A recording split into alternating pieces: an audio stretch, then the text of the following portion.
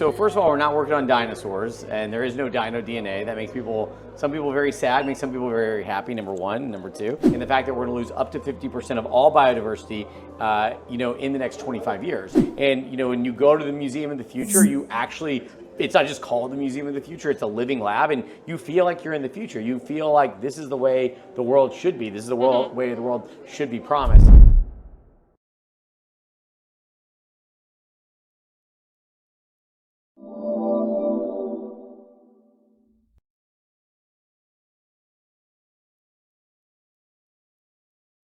Hello guys, we are now in Dubai at World Government Summit, and here with you Anna Tutova, founder of AI Crypto Minds, and our guest Ben Lamm, who is co-founder and CEO of Colossal Biosciences.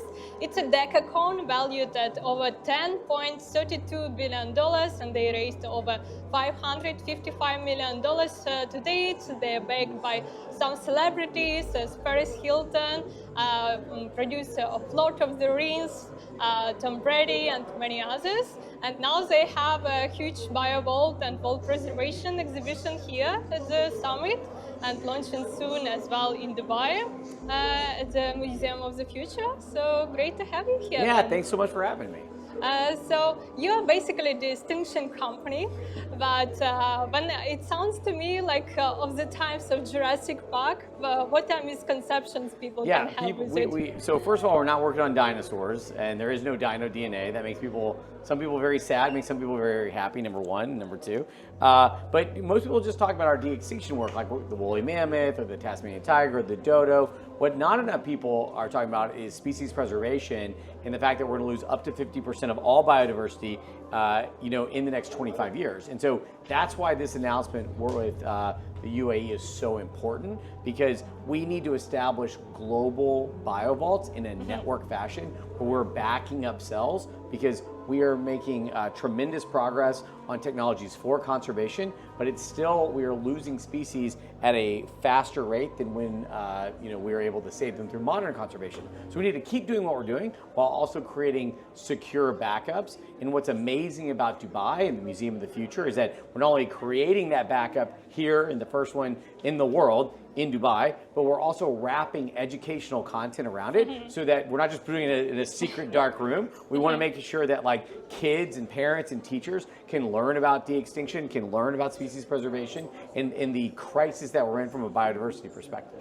Yeah, it's important. And can you tell more? Why did you select the UAE as your first partner? Yeah, I mean, the work that's happening in Dubai, the work that's happening across the UAE, and kind of the intentionality and the ability for these teams to execute and set a very big vision and then deliver on the future is unmatched, and it's truly incredible. And when you go to the Museum of the Future, it's not just called the Museum of the Future, it's a living lab, and you feel like you're in the future. You feel like this is the way the world should be. This is the way the world should be promised. And so, I couldn't think of a better partner to launch this global network and partnership with, because it's not just about the species preservation side of it. It's also about applying the technologies to conservation and education of kids, right? And getting people excited about these tools and technologies. And so I think that Dubai, with its forward thinking and its intentionality, coupled with the incredible experiences that they're able to deliver, and the Museum of the Future team, I just couldn't hope for anything better. Yeah, that's great. And can you tell what will success look like for you, let's say in 2050, with this BioVault? So 2050, I'd love to have an established network housed starting here in Dubai, around the world of backing up local species, sharing of that data for scientists and researchers and conservationists. And I hope that all the critically endangered species, all the regional specific species, all the culturally important species, all the keystone species are fully backed up. We've done all of the genome sequencing, made that publicly available for the world and for science and for academia. And then I'd love to ensure that all of that is then being cross-pollinated and shared all over the world.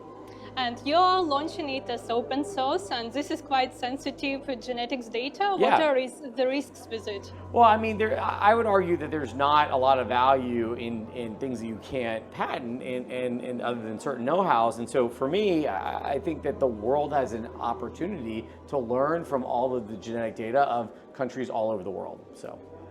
Yeah, and as well, can you tell about your future plans? What other countries do you consider? I mean, we're for the very. launch? I mean, look, we're very, very focused on Dubai, very, very focused on the UAE, and so we're not talking about any other. We try not to talk about too much of the future because we have so much going on in the present. But you know, this is a major step for not just Dubai and Colossal, but also for the world of conservation. And Colossal looks like a big, big experiment. So on the commercial side of things, how do you leverage with your investors? What are their expectations? It's very much like the Apollo program. We've spun out numerous technology companies. You know, publicly we spun out a human healthcare company, Form Bio. We also spun out Breaking, which is our plastic degradation company, which actually breaks the chemical bonds of plastic. Doesn't just make smaller pieces of plastic. We have two other spin-outs we haven't talked about or announced yet, but are already well capitalized and rolling. And you know, our first two businesses, Breaking and Form Bio, are well over $100 million. So it's not just about the de-extinction and species preservation, but it's about the synthetic biology platform that we've built that's truly unmatched. That's cool. And as well, there are a lot of talks, of course, in the media about your resurrection of woolly mammoths, of dodo, and other old animals. And is it just for the like titles for the media? No. You learn a lot. Idea is totally different in reality? No, you learn a lot from the technologies that can then be applied to sister species like the red wolf with the dire wolves. And then we're working on species that are keystone species that man had a role in their demise that can also go back into the ecosystem, that can help the ecosystems, that also have connections to local indigenous people groups. And so for us, it's kind of the perfect. The halo effect that kids love and are inspired by what we're doing and will only be amplified by like the great work by the Museum of the Future is something that, you know, gets us excited, but it's the entire journey that works. And those species were alive like 1,000 years ago. Yeah. So do you see any risks and intrusion in our nature? No. So there are a lot of their environments all exist exactly the same or slightly different, right? But a lot, you know, people sometimes say, but the mammoths were only cold. Well, we're in the Holocene, and before we were in the Pleistocene, and there were interglacial periods that were actually much warmer than today, right? There were mammoths were a pretty temperate species that were to traverse vast, massive land. So no, these ecosystems do exist, and you know, bringing them back will only help and benefit that. And we do deep ecological studies and surveys and work with ecologists and conservationists before we put any animal back into the wild. Nice.